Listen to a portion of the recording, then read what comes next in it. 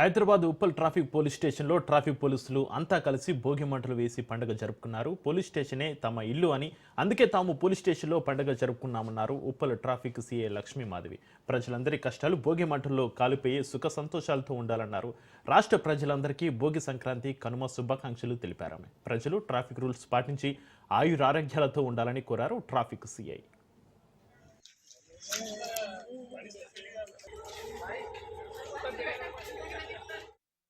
Police station తరఫున అందరికీ భోగి సంక్రాంతి కనుమ ముక్కనుమ శుభాకాంక్షలు. ఇవాళ రోజున అందరిలో ఉన్న కీడు తొలగి అందరూ మంచిగా నిష్పక్షపాతంగా ప్రశాంతంగా ఆనందంగా ఉండాలి అని భోగి మంటలు వేయడం జరిగింది.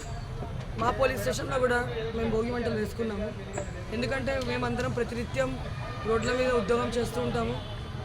మా ఉద్యోగం మా ఇల్లు అంతా ఒకటే అయిపోయింది.